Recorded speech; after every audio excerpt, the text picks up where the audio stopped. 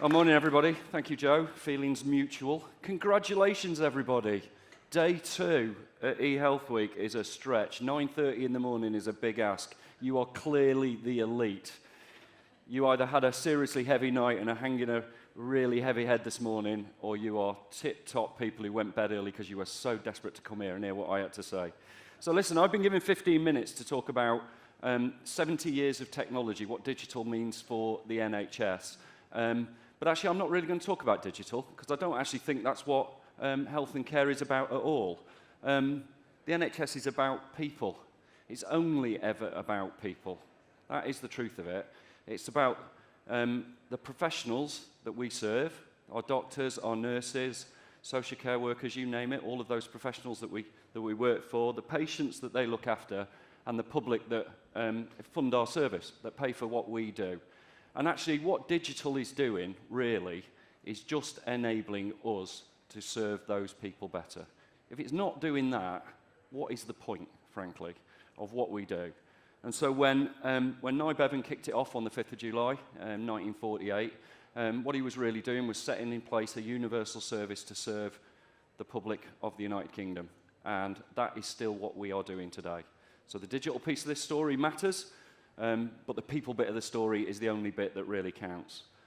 And I'm just going to sort of talk a bit about some of the themes that I'm witnessing and think that I see in the digital space that play into that agenda. So the first is that I think we are working in the most devilishly complex environment. Andrew Lansley has managed to create probably the most fragmented version of the NHS that any of us have ever operated in. We've got millions of organisations, millions of organisational leaders. We've got billions, it feels like at times, clinical professionals with their agendas. We've got the whole vendor community giving us all of the solutions because they've all got the answer to whatever problem it is that we're facing. And we've got a workforce that are challenged by this because they're bombarded at all times. The environment in which we operate is incredibly complex. And, but actually what makes it less complex, if you like, and what helps to fight that complexity is the fact that it's a group of people united behind a single vision. Because actually, if you go to those vendors, or if you go to those clinicians, or if you go to those finance directors that are hassling you over the budget, or if you go to the chief execs, or you go to all those fragmented organisations that exist in our communities, what you actually find is still a group of people united behind the belief that a publicly funded, free at the point of care health system is what this country is about, and are really proud to be part of the machinery that makes that happen. So we are sort of transcending that complexity by attitude, and we're doing it with a bit of this. So what so often people see of us, collectively, all of us, is that top bit of the iceberg, that little celebratory moment when we stand on a stage like this and we talk about something that's we've achieved, whatever it is, a thing that we've made better, a thing that we've delivered. What they don't see is what all of us are doing below the waterline every day, struggling, fighting, battling, behaving as kind of committed human beings to actually make this health system better, and sacrificing a lot of yourselves and working with your colleagues to sort of make it a successful service. Oops, jump on. And actually, what I'm witnessing, and I saw it yesterday. Actually, you saw it in Matthew's. Those of you who were here yesterday morning listening to Matthew talk, is there's a real vibrancy and an energy around the delivery of digital health and care at the moment. I think it's a really exciting world to be part of. It feels, I'm 28 years in the NHS, so I've been here a long time, and I don't think it's ever felt as good as this. I think it feels genuinely positive what we are doing. And Matthew stood on this stage yesterday and was driving an agenda that was about delivery and about getting us to finish some of the journeys on the digital stuff and then take us to the next level. There was a real sort of gauntlet throw down to all of us to keep this energy going and to deliver into this space and make this better. And actually, what I'm witnessing, I think locally, nationally, and in our space, is this opportunity. The number of times in the last year people have said to me, we are on the cusp of something major here. We're right on the edge of it. I'm not sure we'll know when we actually pass over the cusp, but it'll just feel like suddenly we're there. Suddenly it feels like we're there. I sit for my sins on Juliet Bauer's Empower the Person board. That is the programme nationally that is driving effectively the consumerisation of health. The transitions that we've seen in the travel industry, in banking, in finance, in insurance, in all of these other sectors where they have consumerized successfully their operations, they've shifted work from themselves to their public, to their customers, in a way that empowers their customers and actually drives a level of efficiency within their industry that is the likes of which we've not seen. And we've not done that in health. And actually, I sit in that board and listen to the way Juliet and that team are building that piece. We are seriously going to go through an absolutely incredible transition over the next 3, 4, 5 years in that space as we begin to consumerize the health sector in the UK. And that is just one of the opportunities. And when I talk about the people bit, the biggest untapped resource the health service has got is the very people we serve. That's what every other industry is doing. They are tapping into their customer as part of their workforce. And there's an agenda there for us to drive through.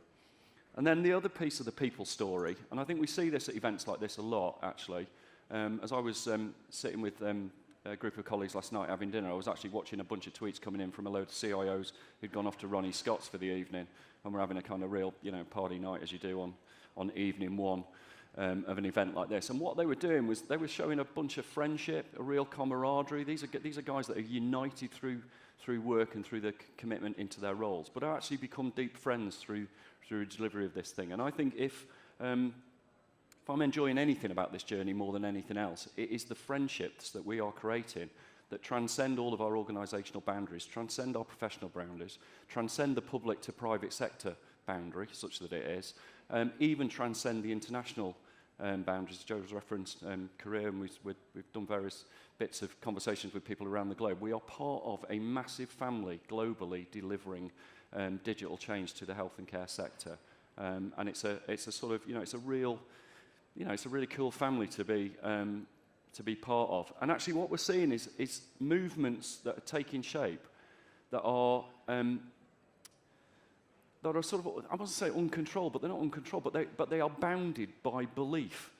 At their core is a set of beliefs. So the CIO and the CCIO networks goes from 8 people having a pint in a pub in Leeds, 6 years ago, to more than 2,000 digital leaders across England now, regularly conversing all day long. I know by the time I get off this stage, there will be posts again on the digital forum for those folks talking to each other. It's the biggest friendship, the biggest private digital friendship group you can possibly imagine. On the right there, you've got Data Saves Lives, this campaign that's born out of the research sector. Again, a whole movement that is driven by this idea that if we improve the data we collect on people, we can actually save lives and things like that. As you come round to the bottom right, you get into Interopen again. What a fantastic thing Interopen is, isn't it? This is industry and the health service working together to create the open standards to build the technology platforms that we can actually build healthcare of the future on. You come back to the bottom right of that picture, then you get into the professional space. So this is where I'm fairly active with the BCS, but you can see professional societies there creating the Federation of Informatics Professionals and driving up the calibre and capabilities of the teams that we all work within. And I'm adamant that actually I've kind of got to this space by fluke. I have literally floated to the top in a fluky journey of promotions and things like that within the health service. That can't be how the future digital leaders got to be created. These folks deserve better than that. They've got to be helped to follow a path through their career to the point where they can stand on a stage like this, and that's been the natural the natural point on the end of a journey. And then the maddest of all of these, for those that were there last night, you'll have seen how bonkers this thing is, but the Pink Socks movement. So Nick Adkins begins this thing, 5 years ago, something like that, hands out a pair of socks, 30 pairs of socks at HIMSS 3 or 4 years ago, and by this year we've got, nearly 35,000 Pink Socks wearers around the globe. And we had a gig here last night, beers handed out, sock pin badges handed out, and a whole bunch of people meeting each other for the first time, saying hello and being joined together simply by wearing and committing to pink socks. It's absolutely bonkers on one level.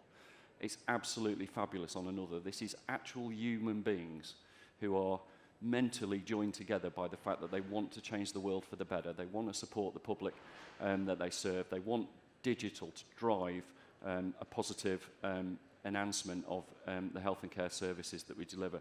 And then we also see it in our professional day jobs. So many of you'll know I've been associated with a shared record programme in the West Country, in the Greater Bristol community for a long time. These are the organisations that are part of that. So I'll leave you to decide whether 17 health and care organisations for a city of 1 million people is a really good model for delivering health and care. I suspect you can come to the same conclusion I have. But actually the real achievement of this programme is the fact that through people in these organisations working together collectively and sticking at this agenda through, frankly, some fairly unrelenting criticism over a few years, has got to a point where we are now seeing 20,000 patients every single month are having their care determined by clinicians who can access a record that includes acute, primary care, social care, mental health, community services information, a whole range of information sitting there. And the real success of this programme, as much as I'm proud of the shared record, and I am incredibly proud of the technical capability we have delivered, the real thing I'm proud of is the fact that we kept all of those people around the table believing in a vision and working towards creating a future that serves the public that they all work for, the 1 million people that live in the city of Bristol. And so actually the reason we're doing this, and the reason we're doing this digital piece, is because it gets us to affect this. It gets us to affect this moment when a doctor sees a patient, or it gets us to affect this moment, or it gets us to affect a moment like that and create a beautiful picture. I think we're some of the luckiest people on the planet. We are working in a space where we are inventing the future, and the future we are inventing is serving people in their most desperate hours of needs. That has got to be one of the biggest privileges we can face. And so actually, it's not so much how digital has changed the health service at all, because it hasn't changed it. Fundamentally, in 1948, this started out as a mission to serve people and look after people, and that is exactly the same today. Thank you very much.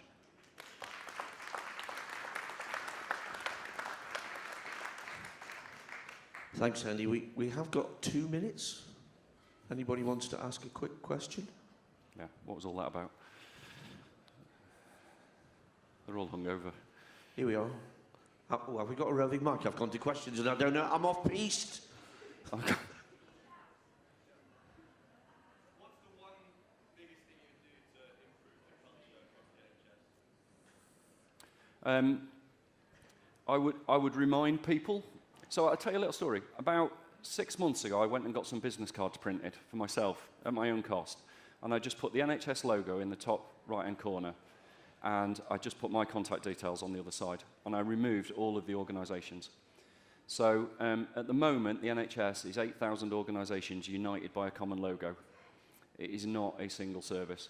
And I think if I could change one thing in the culture, it would be to remind everybody that we're on the same team and we're actually all working for the same purpose. And those organisations I put up in the Bristol community, at times you have to remind them that their job is to serve the same public. And that feels like that shouldn't really be necessary.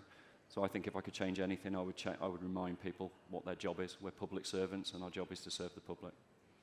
Thanks, Andy. That's about all we've got time for. Or is it? Jill's got her hand up. I'll catch you after, Jill. Oh, thank you. Well done for using the word people and not patient. That's great, because that's what we need to be thinking about. All right, and brilliant talk. Thanks. Thank you.